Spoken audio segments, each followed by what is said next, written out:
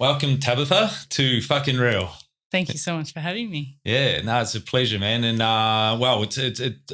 this what we're about to talk to is a big passion of mine. Through some of the journeys I've been through with plant-based medicine, and to have someone like yourself on my podcast to explain a lot of these and guide us through all the questions that we may have are based around plant medicine. It's such an honor to have you on here, man. Oh, thank you so much. And I share so much of that passion that you just expressed too from my own experience. And that's kind of why I'm doing what I do today, that birth from that passion and that excitement that I get to share those experiences with so many people. Yeah. And just on that note, before I sort of get into the introduction of some of the things we're going to be speaking about, what got you to this? What got you to this area, this point of your journey, and particularly plant-based medicine? Yeah. I remember reading a book as a young teenager, and she talked a lot about her experiences with psychedelic LSD.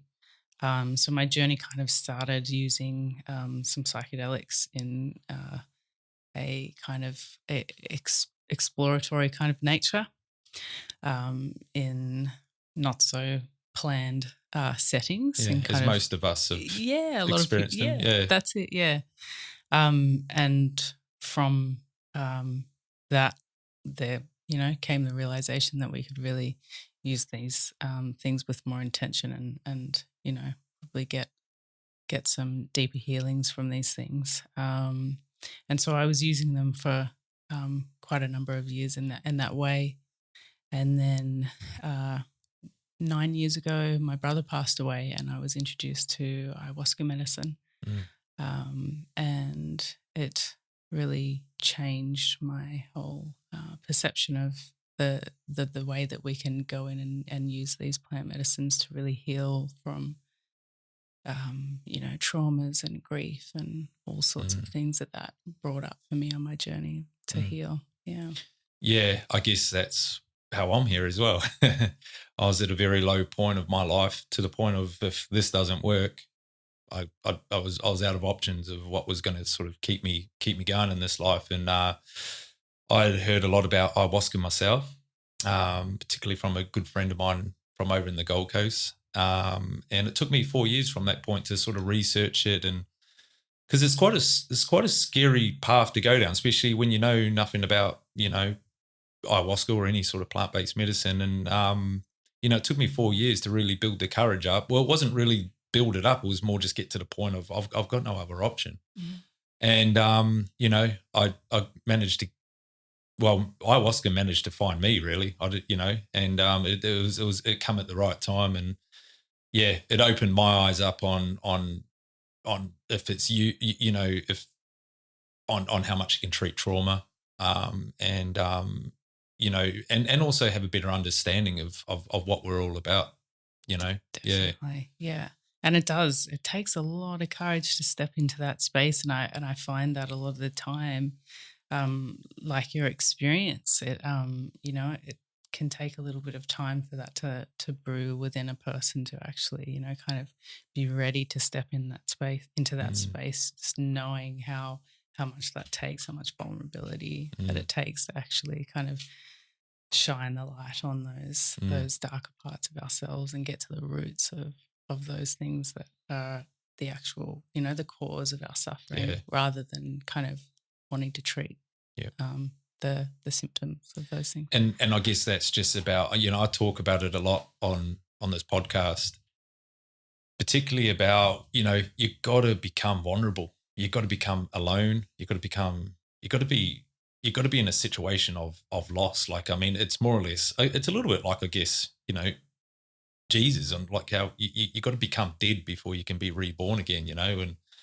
and that's what I sort of find. Well, not even just with ayahuasca or plant-based medicine. I find that a lot with just everything. Sometimes, you have to hit rock bottom for you to bounce back up and definitely achieve new things, I really like the metaphor of the lotus flower, the growing out of the mud. Sometimes it really takes those really challenging experiences to force that growth and then the beauty on the other side of that, and what we can can learn from those experiences are sometimes the most profound. Yeah, yeah. Well, I feel like we can keep going from here, but I just wanted to do a bit of an introduction of some of the things that I would personally like to talk to you about, because this is a great opportunity for the people that are going to be watching this. I know plant-based medicine is becoming more known. People are probably talking about it a little bit more, thinking about it. So this is I'm going to sort of ask some of the questions around, what it would be like for someone that has heard about it, thinking about it, or even in a position like I was saying before that I was in a point of life where shit's fucking hard, and looking for an alternative to helping with either trauma or depression, or even just wanting a bit of a different spark in life. I feel it doesn't necessarily have to be a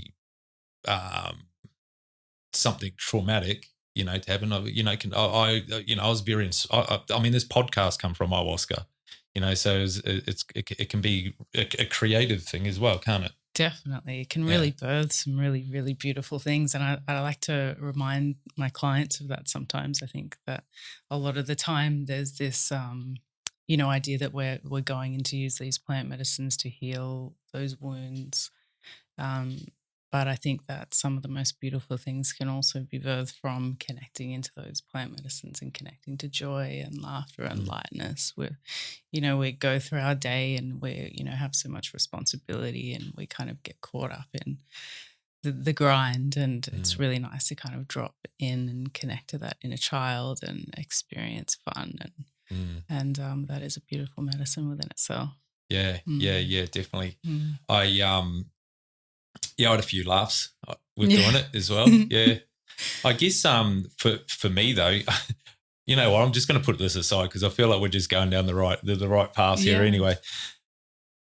Just before we go any further, like Tabitha, you're someone that counsels in plant-based medicine in entering into the path of plant-based medicine, and also, post plant-based medicine as well, because as I experienced, and I wish I had known you before I experienced it, because even integrating into normal life after doing something like ayahuasca, counseling of what you offer is a great benefit in terms of processing it all. Yeah, I think that's where a lot of my study that I was able to go into at university was kind of this experience of mine, and being surrounded by a lot of people who were experimenting with psychedelics, and we kind of go and have this experience, and we're kind of broken apart, and our whole worldview can potentially change, and that can sometimes really separate you from the people that you've been connecting with, because you all of a sudden have this different idea about how things work, and it's kind of opens your mind. And I don't think that there's enough support or knowing where to get support or what happens after that process. So it's really beautiful to see that has really kind of been growing and unfurling these, in particular in these last few years. You say that it's gained a lot of momentum thanks to some particular books and Netflix series, and and I think that's a really beautiful thing. It's really kind of connected in with different kinds of people, and a lot of people might not have even known that there was another option, or what those plant medicines were able to potentially do for them. And that's the other thing, a lot of people are kind of stuck on these pharmaceutical drugs, which have a lot of side effects. And I have so many clients come to me and say, I don't want to be on a medication for the rest of my life. I want something different. So it's a really beautiful avenue to go down. And just on that note, I mean, like how, I guess with pharmaceutical drugs, I mean, this is going to be a big conversation in itself. I guess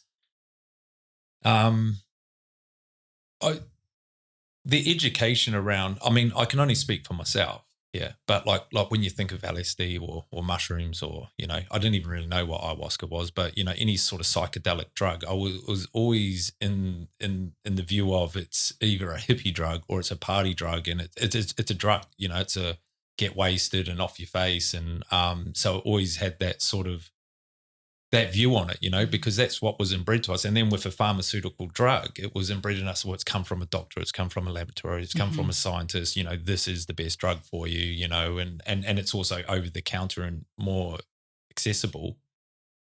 So I guess now with some of these Netflix series and things like that, it is just shining light on it in a more natural way of medicine to help, I guess. And I think that's what's very important to try and get across on this podcast is, you know, taken in the right setting and with the right people, obviously. You know, it's healing, and it versus a pharmaceutical drug, it's overpowering as well in terms of what it does in a short period of time. Definitely. Yeah, and definitely. Not something you have to make sure you take every morning, you know. That's it. Yeah. And when you say, you know, pharmaceutical medications are sometimes more accessible for people, a lot of the time they're not. And this is kind of a bridge that we're seeing now, that, you know, come June, there'll be MDMA and psilocybin that is accessible to some people. I've already been told that there's a lot of people who are really struggling to be able to get an appointment to see a psychiatrist who will be able to connect them into that space. That in itself has been quite a challenge for a lot of people to get anywhere in the door. A lot of these psychiatrists aren't even taking new clients. So although it's a good thing, and I think that we need this for this, you know, this Western kind of paradigm, I think that it also kind of shines light on that there'll always be space for these other kind of maybe more underground ways, and you know, I think that there's things that are lost in that translation into that clinical framework as well. So yeah, and I guess for me, it's a lot more scary to. I mean, I've had antidepressant pills thrown at me, or said, you know, at one stage I was diagnosed with bipolar, and I've had a few things, and not once have I ever taken any of those drugs, only because for unknown reason I just didn't want to take them. You know, it was sort of just against me, but I find them more scary to take than going through a ceremony of ayahuasca, you know? Yeah. And that's understandable. Like some of the lists of side effects with those medications are like huge lists of things.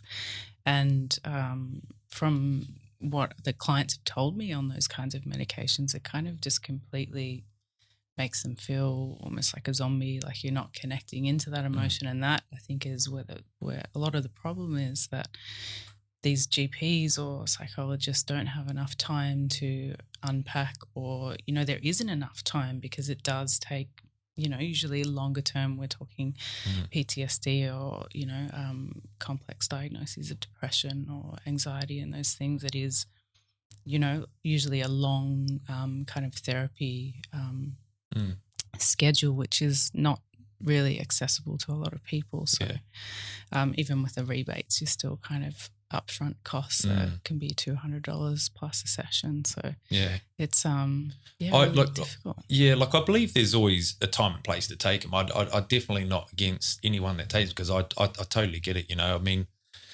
sometimes when you're like, life can be hard, man, and you're desperate for anything, really. You know, and I guess this is just, it would be great to have the alternative as a plant-based medicine, as an equal option for you to make your own decision on, you know, and I think this is part of the beauty about having this podcast too. You know, we can share some light on, some of the success stories. And the biggest question I want to ask though around it is how does it work? In your opinion, how does it work? How does and I mean, do we have to talk about particular plant-based medicines for how it works, or is there a general way that they all sort of work in the same manner? There's and this question I think is quite a big question to unpack, because we can talk about kind of what they've been able to uncover and research about kind of what they've seen that's happening in the brain with certain substances, but it's quite a reductionist way of kind of delving into how these plant medicines work when we're kind of talking about what clients share with me and their experiences. So what they've found in research with some things is on a, kind of a basic level with most psychedelic substances is the interconnectivity of brain regions that might not necessarily be in our everyday experience be communicating with each other. And so that is where we are able to have these different perceptions. And they found with MDMA, particularly for people with PTSD, that there was reduced blood flow to the area that invokes our fear response. So kind of war vets they've found are able to kind of go into these traumatic memories, and they're able to process it and then kind of put it in a file somewhere where it doesn't have the tendency to come to the surface so often. And so these are some of the things, but largely they really don't have a huge idea exactly about how these medicines are working. And so a lot of that is kind of like an anecdotal experience, connecting into that heart space and really, connects people into those the root cause of why people are suffering, and that is, very different from person to person.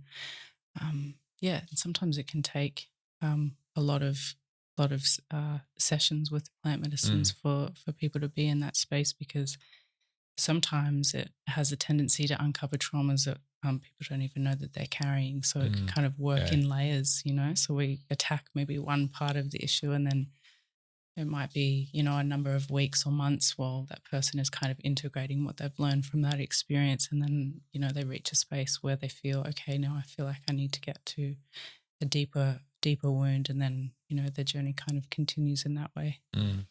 I like that because in my experience, it was pretty much that as well. It's sort of like there's two things I want to say about it. One, I felt like ayahuasca gives you what you need, not what you no. Ayahuasca gives you what you need, not what you want, out of it. And very much like I experienced that on my first one. It was more or less ayahuasca just showing me of how it sort of breaks you down. And I feel that that's what it does. It sort of just breaks out your, I hate using the word brainwash, but we are very programmed as human beings. And, our subconscious mind thinks patterns that have been programmed from since kids, and we don't even know we're doing them. And I feel that that's what I haven't done in MDMA from a clinical. I mean from a therapeutic way. But even then, even when I have taken it from a party side of it, it does. It breaks down all the walls and sort of allows you to connect in a different way. Definitely. Yeah. And then I think that's the key to it as well. It's like when you do it with the right intentions, with the right people, and focusing, particularly if it is trauma or trying to get to a certain part of your thinking.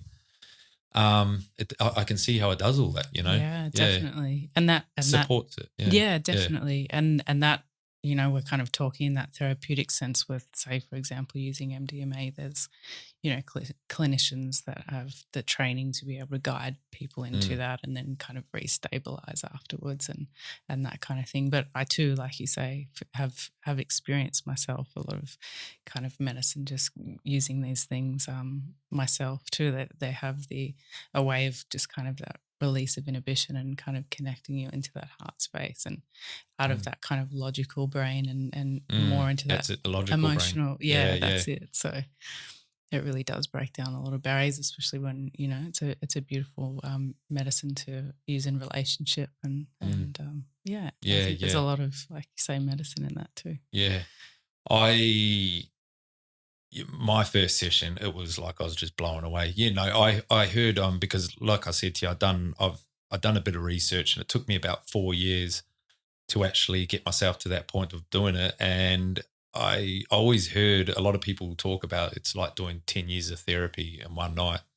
And it was certainly that. Like I was on, the following morning with how much I unpacked with ayahuasca was just amazing, particularly around things. And it took me to areas of my life, like you said before, that I suppressed that much. I didn't even know it was there, and especially around like the way my upbringing was and then losing my mum through suicide, helped me understand it more, where my connection is still with her as well. And to the point of like, it wasn't although it was a loss losing my mum, but also just then it helped me understand that she's still here, you know, and sort of made me feel a lot more at peace with the whole situation.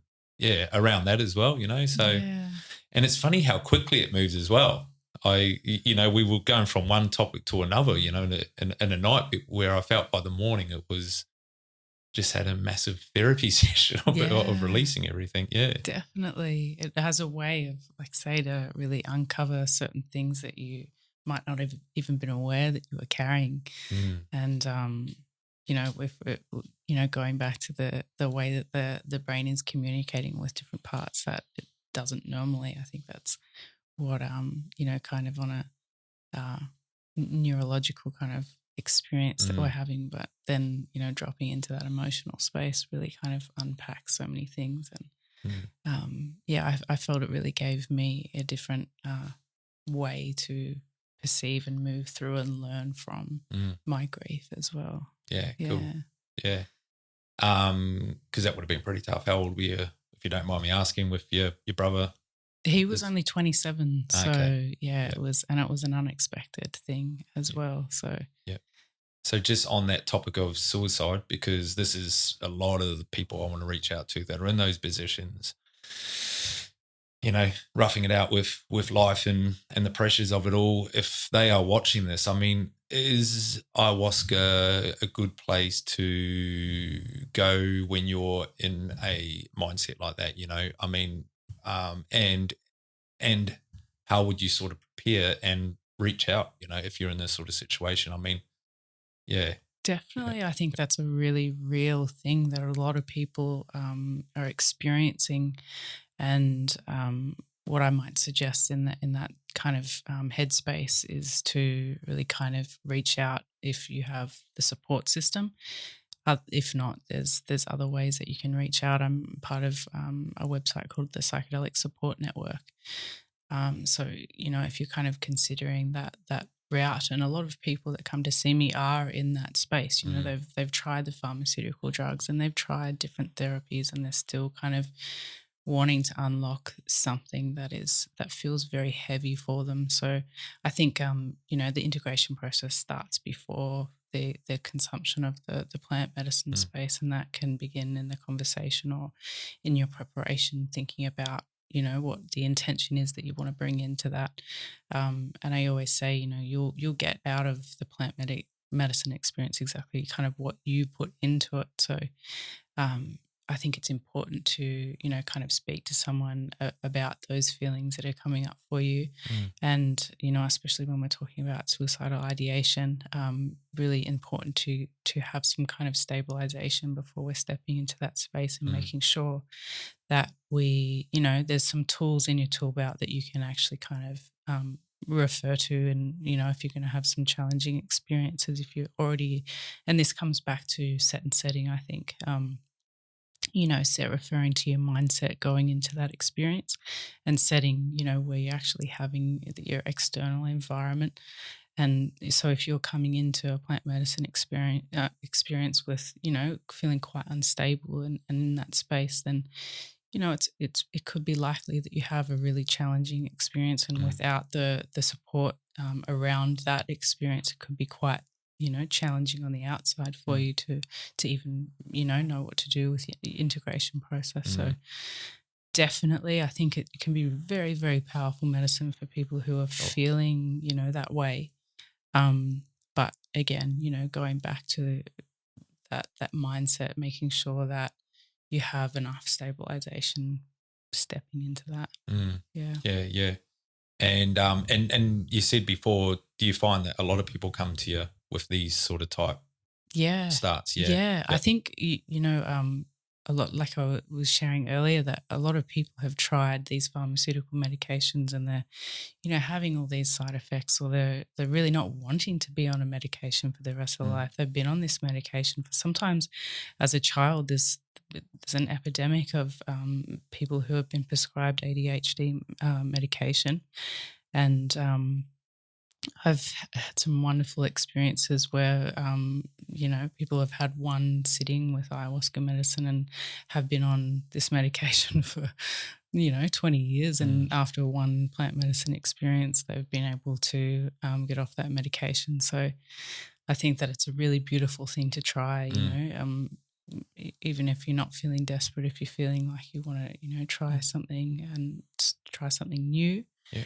And it's all part of that. I think that preparation, finding the right facilitator and, someone that feels good for you, someone that you can trust and the right community of people around you to help support you through that as well. Yeah. And like I said before, so that's, that's a lot about talking going into it. And then there is the integrating or trying to process it all afterwards as well. I mean, when I come back, I guess it's so hard to explain what you went through. Yeah. And like I call it in human talk or the human ways of explaining what you went through. It's very difficult. And even when you feel like you've explained it well, you haven't really explained it at all. That's it. Yeah.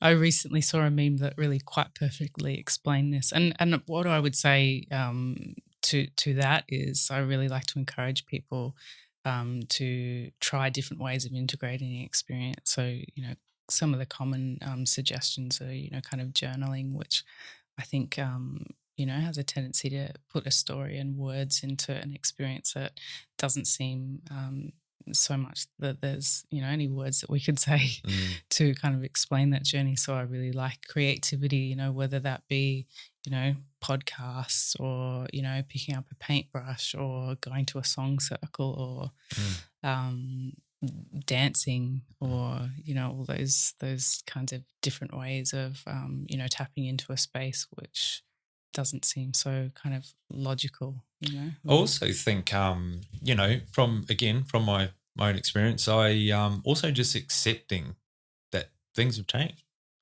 Yeah. Especially after the first session I'd done, it was like I sort of come from it going, okay, it feels real. I feel like, I've released all these, I've unpacked a lot of stuff and, it was, a lot of it was like, you got to trust in what's just happened, and so it's not even really about explaining because sometimes to me it was about just trying to keep it a little bit silent and within as well, because I seem like I seem crazy with some of the stories I was trying to tell, and then so and to the point of where I just trusted in what really happened there, and and I think like you were saying that it's important to create enough space around that, so around our day-to-day responsibilities like we all have. I think it's important to kind of create some kind of sacred space around those daily duties that you can actually just kind of sit down and be and drop into that, whether it be 10 minutes, you wake up 10 minutes before your alarm, you're still kind of creating that ritual and that space because we have, the potential to hear and listen and have drop-ins weeks, months, sometimes months after the experience. So if we don't allow for that or create space for that, we can be missing some really important things. Yeah, for sure. I agree with that.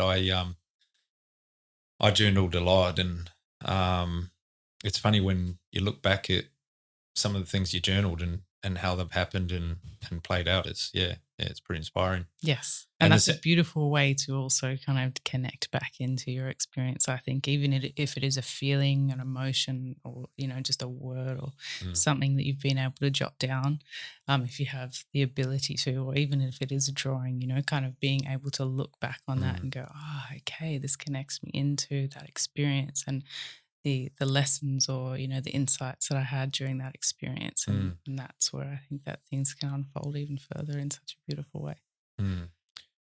So I'm just going to be honest, it's a scary thing to do, and for a lot of people, psychedelics and even now plant-based medicine and I think a big reason that a lot of people don't want to do it or shy away from it is because it is quite a scary space to be in. if someone's at home going, wow, this seems like something I really would love to do. It's something I feel like I need because I'm in this certain position or whatever.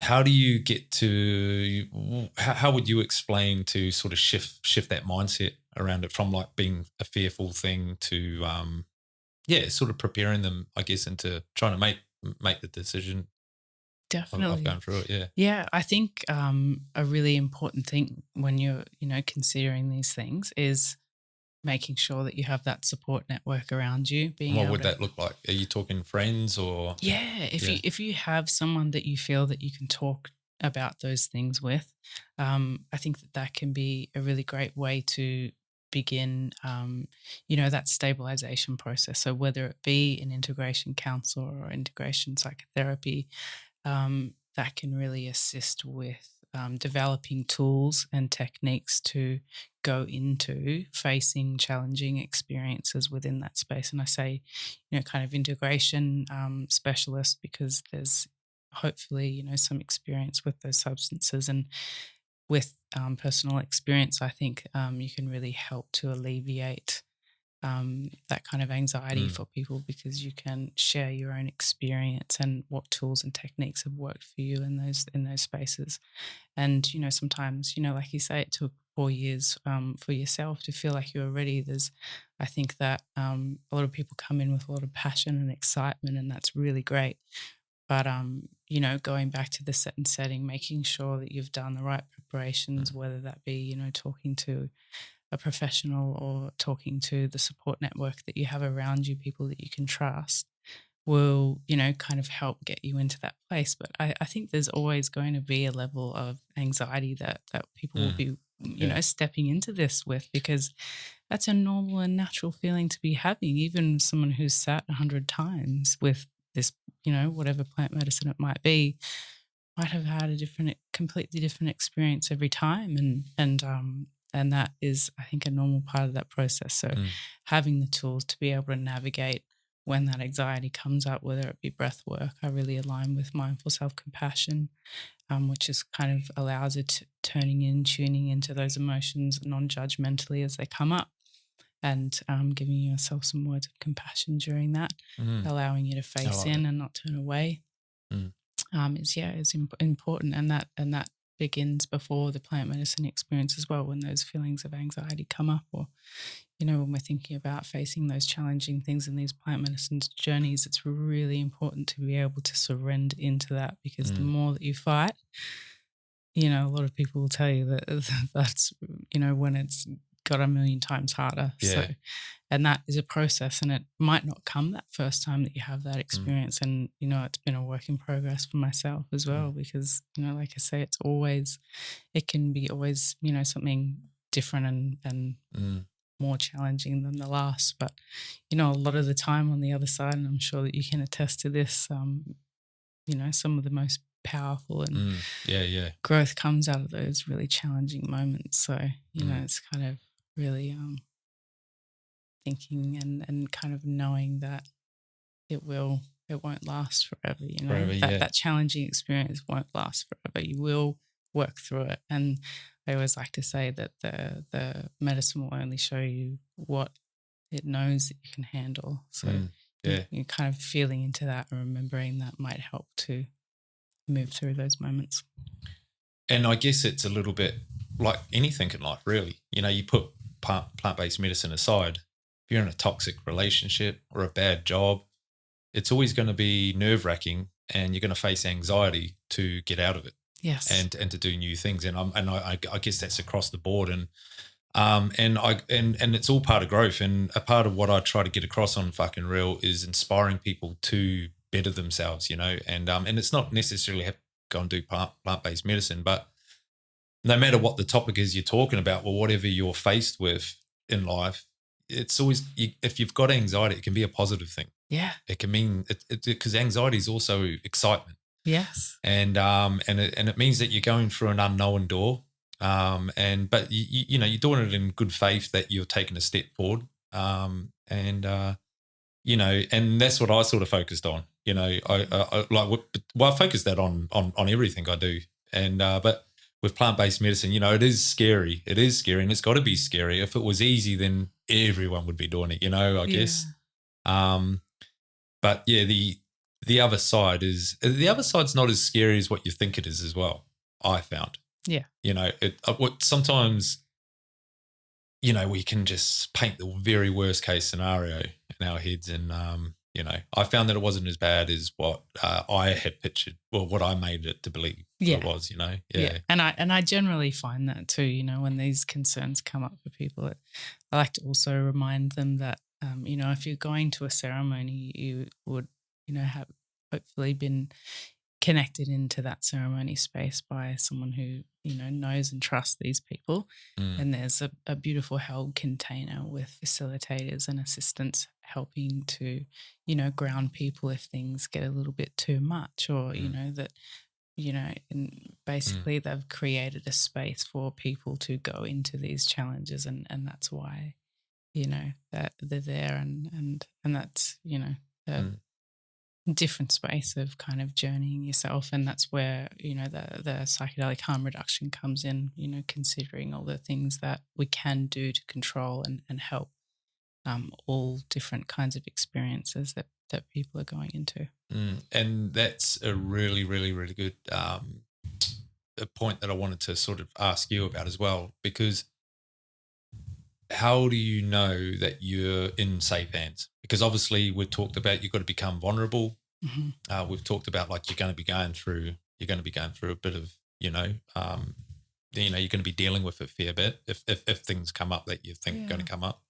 How do you know that you're in safe hands? How do you know, what are things that someone could do that's new to this, to make sure that they're protecting themselves and feeling good about taking that step forward? Yeah, and so this is a beautiful question, and it's a really difficult one sometimes to navigate because of the nature of the way that these things are being held, because it's underground. And so, a lot of the time there's only a certain amount of information that we can get because of this. So I think it's really good to know and trust the person that you are getting a referral to the space. Obviously even better if this person has experienced this space themselves, or someone that they know and trust has experienced this space. And even within that, I think that it's within your right to ask, as much as you can about the facilitator. Where have they trained? How many years have they trained? Those kinds of questions. So would you not, because you don't want to go in there feeling uncomfortable about some of the questions you're going to ask. So yeah. And the good thing, is it a normal practice? Because when I got introduced to ayahuasca, it wasn't just sign here, go there, and pay here. It was very much, well, before we do anything, we have you sit down with someone and talk through why you're here, what you're going through, and you get an opportunity to ask all these questions before you do anything, really. Yes, beautiful. And the spaces that I've been connected in with have that process as well, where you sit down with a mental health professional and you go through, a number of questions to ensure that you're safe for the space in the first place. And then there's, like you say, an opportunity to kind of ask questions about the facilitator, about assistance, about how the space is operated, all those kinds of things, where it is. And that kind of, like I said, I think that it's a bit of a tricky one to navigate. So I think it's good if you know and trust the person that's connecting you in there, and it's not just some random that you met at a party. Yeah. And you kind of, knowing what you're getting yourself into in that space, as much as, if you drop a pill at a party, that there's, you're really open to a lot of potential things to happen. So kind of knowing what you're in for in both of those instances, I suppose. And you can only know so much as well. Yeah, that's right. Yeah, you got to explore it. And I guess so this sort of brings me to the next part of the podcast. And so you're aware that I'm going to be doing ayahuasca in a couple of weeks. I'm very excited for you. Yeah. So and even though this is going to be my third time doing it, still very nervous. So, you know, I guess I wanted to take another opportunity having you here is sort of talk about me. Obviously, this is going to be pre-ayahuasca, and I'm going to go away and do ayahuasca, and hopefully we'll get the opportunity again. We can talk about post-ayahuasca and what we went through. But leading up to me going there, and I haven't had this opportunity to go into ayahuasca to be able to talk to someone like yourself leading into it, and so yeah, okay, so I've got a few questions, and one of them is with the diet. So I got listed the diet and all the things that that you sort of got to do leading up to it. Mm-hmm. I haven't got any explanations for it though, you know. So what is the diet? We might as well explain how the diet works, and then why is it necessary to follow that particular diet? Yeah, so it's basically kind of a detox process, and it's designed to really kind of cleanse our palate and cleanse our system, so we are in a space to be able to receive the medicine when it comes to us, and so that we can hear those things. So, you know, we're talking about cutting out pharmaceutical medications, even kind of all kinds of vitamins and spices and sugar and salt and oil and technology, and being mindful about, you know, conversations and communication that we're having with people. And all of that is kind of designed to also, you know, connect you into that preparation process. Yeah, no sex.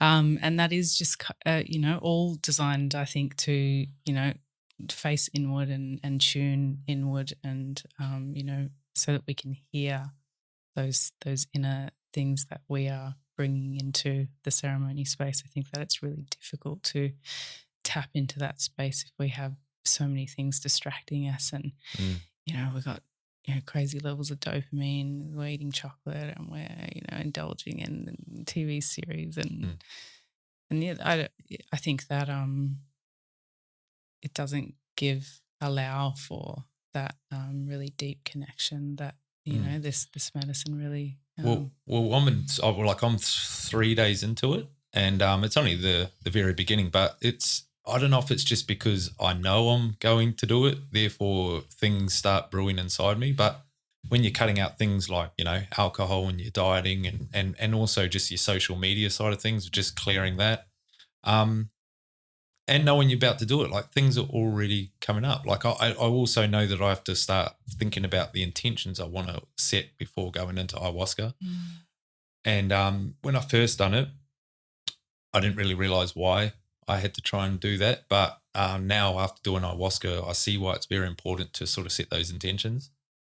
And it makes it really easy to set those intentions when you are following that particular sort of diet, and you know, yeah, cutting out technology and whatnot. Yeah, because it really kind of forces you to go inward and listen to what is coming up for you without those external distractions, or those, you know, those pleasure responses that we're giving ourselves so often that, you know, we don't realize how often we are doing those things until we completely cut them all out. Yeah, which can be a really difficult part of the process. And I think that can in itself create a lot of growth before the ceremony actually even happens, and can really help, you know, define and refine our intention moving into it as well. And I know a lot of people are probably going to be a little bit scared about what's going to come up, especially when it comes to intentions, you know, like, I mean, if you've got something that's brewing inside you, we've used suicide as an example on this podcast so far. So, you know, if you've been, you're scared that what might come up, why are you thinking these suicidal thoughts, or why are you struggling at particular things? And because a lot of the time our subconscious doesn't really know what it is that's triggering these thoughts and patterns. Ayahuasca is really great to go down and showcase what's going on down there, you know, deep within inside you. So if someone's scared, okay, I'm really scared of what might come up. What do you sort of say about that? I mean, because, you know, it can be a scary place for people to really, it's becoming vulnerable with what needs to be dealt with, you know. It is. Yeah. And it's in the non-traditional sense where, you know, we're not just picking up a pill to mask the grief, the symptoms that are coming up for us. It really is kind of tuning in and shining the light on those dark corners, and it can be really challenging and hard, and this is where the preparation comes in. And if you feel that those things will be really challenging for you to face, then I would suggest that it would be good to kind of unpack some of those things maybe beforehand in your preparation process, whether it be with a professional or someone that you trust. And then, you're kind of creating that mindset for yourself where, okay, I've gone into these things. If I'm having a challenging experience, I'm practicing these tools that I've, these mindful self-compassion practices. One of them, breath work practices. One of the mindful self-compassion practices that I really like is just a kind of a gentle, soothing touch where you can just kind of touch your arms, touch your face. Sorry, and basically that just releases all those feel-good hormones in our body, and we're able to kind of face that and move through that. So it's about having those tools that make you feel that can help relieve that anxiety for you within that. And it's just about the preparation. I felt like ayahuasca showed me those before I went into it. I was just like, taught me just how to use my breath. And I'd sort of take that practice into tough situations that I go through in just day-to-day life of like, no matter what we're going through, is we've got our breath, yes, and just feeling yourself breathe and letting it out, really sort of centers your thinking and your mind. And definitely. Yeah. That's my favorite tool too. And they quite often describe it as an anchor for those more challenging experiences, to be able to just simply kind of go into the breath is such a beautiful way to kind of recenter and kind of, go back in and actually move through that challenge and, helps you to better face that instead of kind of turn away from it, which we so often do. And sorry, I've just got and then there's the hoppe that yes, yes. I mean, that's just sort of what is that all about, really? Like in terms of why is that part of the ceremony? It's not always. It is with some traditions, and it is a beautiful plant medicine within itself. But I think that it holds a lot of power within the actual ayahuasca ceremony tradition. Used in the right moments, I think that it can really help to release. Sometimes people are, maybe having a really challenging experience and they really feel like they need to purge, and that's part of that release process. But a lot of the time, sometimes they're struggling or they're holding on to it, or they're not ready to face it. It feels really shit. And so the harpe is a fine powder that's blown up your nose, and it can be a purgative. Not always. It really helps to ground at the same time. But it can help to kind of release and move, whether it be a physical purge or kind of an emotional purge, So, it's a really, really powerful medicine, but can be quite confronting when you haven't had that experience before. So the right facilitator should explain those things to you before the ceremony and hopefully not just come over when you least expect it and blow it up your nose. You kind of know what's to come. No, I'd encourage that to know, because it is an experience. Definitely. But a good experience too. What was the experience like for you? So I've done it every time I've done ayahuasca. I had a pretty horrible cocaine addiction at one point in my life. And that was part of, that was me just sort of blanketing or trying to cover up a lot of the shit I was going through at the time, of loss and even like my childhood and, a lot of things. Alcohol's always been a big self-diagnosed type medicine, and when the hoppe part of the ceremony come up, ayahuasca was sort of talking to me and saying, well, if you want to beat this addiction, this is how you're going to do it. And I got asked, are you ready? And I said, yeah. So I went up and I'd done the hoppe, and then I sat back down and I just felt it all just come out of me. And it was a purge, but it was just one clump and it just come out. And it was, And I won't say I haven't touched cocaine since then, but I'm certainly not using it like I used to. And the times I have used cocaine since I've done it, it's just been like, just so it's completely, in terms of the addiction side of it, it's gone. Yeah, so that's amazing. And the second one was again with my mum, and just carrying the weight of my mum and the death and what sort of happened around it with all the responsibility and everything that went on, and a lot was there. And again, Ayahuasca asked me again, do you want to release this? And as I've done the hoppe, and then I've sat back down, and I'm sitting there, and I just focused on this one point, and I sort of visualized it just coming deep within my stomach, and it took a while, like had to be ripped out. It was so deep in me that I could literally just feel it just tearing apart and coming up. And again, it was just one clump. And from there on, it was just like a weight just lifted massively, and even still today afterwards. So because a lot of the time you sometimes think, man, you're just tripping, you're off your face, and even when you wake up in the morning, you're just like, it's a drug. But what carries on from it is just so real, and that's what's and this is why I'm excited to obviously have these discussions about plant-based medicine, definitely, and exposing how real it really is, and the benefits of it. Definitely, 100%. Me too. I did my undergrad degree in psychology, and I'd had a lot of psychedelic experiences by that point, but I wasn't quite sure I wanted to go down that route with a lot of kind of pathology and a lot of work involved. I kind of wanted to have some more kind of like lightness and fun and freedom in my life.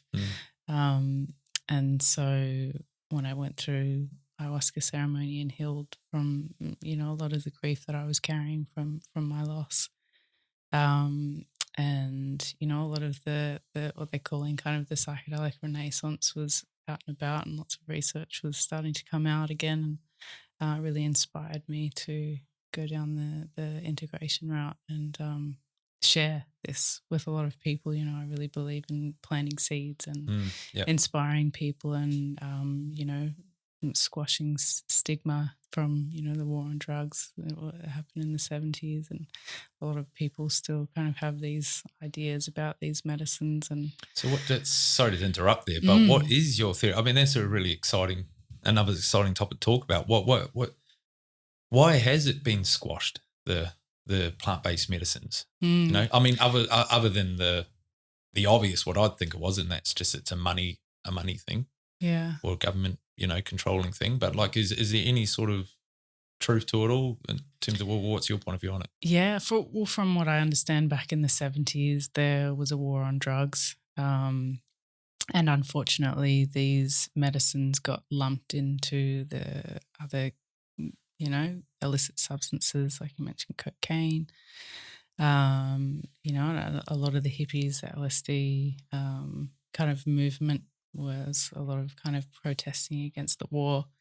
And so this was an opportunity to include these substances that was creating this within this, disarray and this kind of environment. And unfortunately, because of that, all the research that they were doing at the time with LSD was put on hold because of that. But there is a lot of research that they were actually able to get done back in those times, and they were getting a lot of incredible results. So it's really beautiful that we've been able to pick back up and delve into the research again, because they're finding out so many things, but there's still so much that there is to be discovered.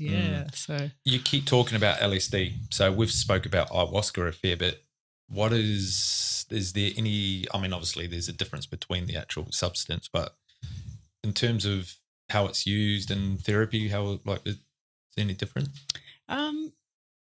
So they've done a lot of research for LSD with, substance use disorder, and people, they've done microdosing with psilocybin and LSD and have great results for that as well, which is kind of can be similar results. So, those things that people are bringing to the ayahuasca medicine as well.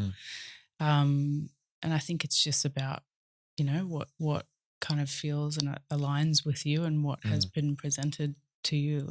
We don't always have, access to all these different things. And I think for me and maybe for you, this ayahuasca medicine was something that aligned with me and my journey. And it's just kind of different about, and I suppose the experiences can be different. Mushroom experience is quite different to ayahuasca experience, the length, the duration of time. So it just kind of depends on what you're after and what you're trying to create, what you're trying to heal.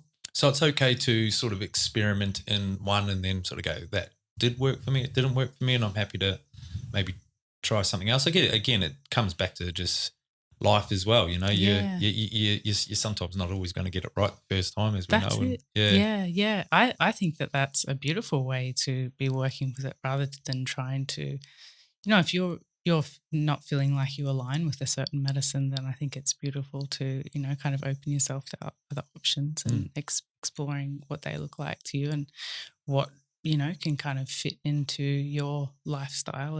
And a lot of people don't align with, say, psilocybin medicine, but they really, love to journey with ayahuasca medicine, and that's okay. I think that different medicines speak to different people in different ways. Yeah. And you spoke about microdosing. I haven't done microdosing. And to be honest, I wouldn't really know where to start. But what I do know about it is that you're not getting high on it. Like you can still function, you can still work, you can still go about your day-to-day life. Yes. Yeah. Well, there's different, I would say, different dosing strategies for microdosing, and they can be on kind of either end of the spectrum. And the dose that you kind of mentioned is what they call like a subperceptive dose, where you don't necessarily kind of, you're not really feeling altered in a way. Some people kind of mess around with that a little bit and might have 2 times that, and they might feel a little bit more altered. Usually you're having it on a schedule, so you might have 2 dose days in the week. And I still think it's a really beautiful practice to bring the intention into that microdosing schedule as well, where you're creating that space, you're creating that ritual, because it is still, can be such a healing way of using plant medicines. And I think that the macro doses aren't necessarily for everyone. I had someone, really feeling like they wanted to have this macro dose, but was feeling a lot of fear towards that. And I presented this idea of it maybe experimenting with a microdose and feeling how that feels in your body, and kind of getting a sense for, that space before you jump into experimenting with a macrodose. And it's been a really beautiful journey for that person. So I think that it can be a nice way to introduce you, and it can be a really nice thing to pair with your your day-to-day life, if that's something that you're looking at doing. Cool. Yeah. And do you have any sort of avenues or perhaps books or documentaries or anything where if someone's listening to this and would like to just know a little bit more about it? Well, definitely. Yeah. I think a really good source is Erowid, EROWID.org. And I've actually got tons, which I would be more than happy to share with you. Maybe we can link them at the bottom of the podcast for people to easily access. Cool. My directory of those things has really grown over the years, and doing my own research and things. And my list is quite exhaustive, but I'll pick out some really great ones to share with you to post to everyone. Yeah. Okay. Yeah. Cool. Yeah. And I'll also have your details on the website. That'd be lovely. Yeah, where people can find you and connect with you, and if they wanted to sort of perhaps take the conversation any further and whatnot. Definitely. So yeah, that'd be good, because sometimes you just want to learn. I one of the people I learned about plant-based medicine and watched is a guy called Aubrey Marquez, and he's on YouTube a fair bit, and he talks about it a lot. He owned a company called On It, which was a supplement company, and he talks about it quite openly and about some of his experiences. But he also talks about breath work. He talks about a whole lot of different ranges. It's similar to what I guess he inspired me to sort of do this sort of podcast as well, you know? Yeah. That's really awesome. I'm hoping one day I can podcast him. Yeah, that'd be brilliant. Yeah. I think there's so much beautiful, rich information that we are lucky enough in our generation to be able to access. And I think sometimes it can even feel quite overwhelming. So I have something that's called the Psychedelic Directory.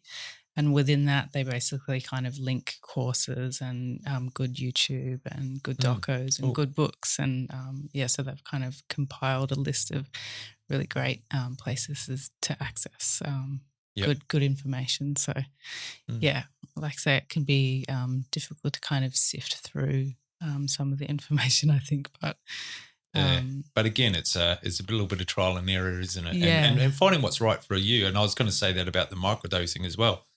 You know, there's never one recipe that suits every person, you know, and until you sort of experiment with it in the right way, you gradually get there. Definitely. Yeah, 100%. And that, I think, you know, comes back to, you know, just going into it with intention and making sure that you're writing down your dosages, make sure that you're weighing your dosage, make sure that you grind your mushrooms so you have a homogeneous dose, because mushroom to mushroom can be quite different. The head of the mushroom can be very different to the stem of the mushroom. So just thinking that you can pick a little part of the mushroom and you'll just have this little size every time might be very, very different every time, and kind of like being intentional about what space you're creating around that during your day, or being mindful about, you know, things that you've been carrying, you know, psychologically in your mind. So bringing in all those same beautiful things, and you can get, I think a lot of people get a lot of healing from microdosing as well. Yeah, cool. Yeah. Two of the main things I'm going into this ayahuasca session with, right? And one of them is going to be like a creative. So I'm going to be honest with you here. So I've got FarKeenReal to a point of view. To a point where I've created it, had some amazing podcasts. People have fallen into sort of place and supported it. And I've been, you know, very, very fortunate to have awesome people, been on board. And I'm sort of now getting to this stage of, all right, what am I actually doing with it, you know, and where am I going? And I'm quite happy to just keep plodding along. As I said, it's a great hobby to be doing. But one of my intentions of going into this ayahuasca ceremony is to help me understand a little bit better where I can go with it, be a little bit like, and go in there and hopefully show me or can be a little bit more creative at what in terms of where I can grow this, or in areas that it's maybe needed. Is that a good sort of intention? Because I mean, always spoke about trauma and depression and suicide and going in with those sorts of things. From a creative point of view, is it equally as good? I think that it's really beautiful to have an intention that is, you know, something that you're obviously passionate about and that you can really feel into. It's always recommended to have an intention that you can kind of say within, you know, a sentence, or even better, a few words, so that you can have that intention, you know, accessible to you within that medicine space. I always recommend holding that intention somewhat loosely, because like you shared before, you know, the medicine will show you what you need and not necessarily what you want. But having that intention allows you to direct the medicine to those spaces that you're looking for. You know, in your case, it sounds like you're looking for maybe a little bit more clarity or some direction or some inspiration, and they're all beautiful things to be bringing into the ceremony space, I think. And so when I talk about intentions, I mean, that's one of my main ones. So is it better to just keep your intentions to one or two or three, or can you sometimes go in there with, you know, like a whole heap? Definitely one. Yeah. Okay. You really want to be clear and concise and be able to speak to the medicine within, like if you can get that down to a few words, whether that is just, I'm looking for direction, I would like some clarity, I'm looking for some inspiration. Like you've experienced going into those medicine journeys, it can be quite chaotic already. If you have 5 intentions, you're going to get lost. So it doesn't mean, and I know that, it's a really exciting place to go, okay, I want to heal this and this and this. And I've been there before. Yeah. But it's really important to just kind of like sit with the thing that matters to you, whether that be like compiling a list and kind of figuring out which one's the most important to you at this point in time. And, things might unravel and unfold and help answer further intentions for you, doing the integration work with that intention. Yep. So, being patient, integration process, grow slow. There's always going to be space for more healing. So, yeah, important to go in with the one, but like I say, holding it loosely and being open to what the medicine needs to show you. Yeah, cool. Yeah. I'll take that in mind because, the first one I went into, I had a whole list. And I was lucky enough to go through that whole list very quickly. Wow. And, it was almost like, and Ayahuasca was saying to me that tonight I've shown you the menu of what we can dive into, and we've just quickly gone through everything, which really helped me though, because it did. In terms of direction and understanding and things like that, it helped me understand a lot. But it made me very clear that we can go into each one of these deeper. Incredible. Yeah. Okay. Yeah. So you've kind of like been given a little bit of a taste. Of everything. Yeah. Well, interesting you say that. So I had a New Year's ceremony, and we were asked to have an intention with, something that we wanted to call into the new year, and something that, we wanted to let go of. And I had a few people ask me, I've got a whole list of things I want to let go of. And, I think that in that kind of same way, just kind of like talking about and figuring out those most important things too.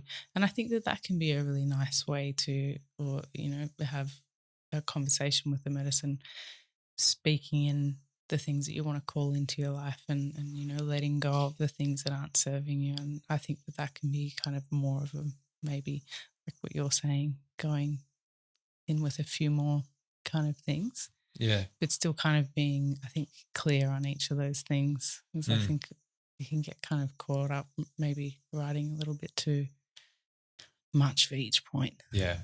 As long as you're clear on those things, I think that's, one of the most important things, because you want to be able to access that, and you want to be able to sit in the medicine and say, this is why I'm here. And you don't want to force it either. You got to allow, you got to like let go. Definitely. Yeah. Let go. Yeah.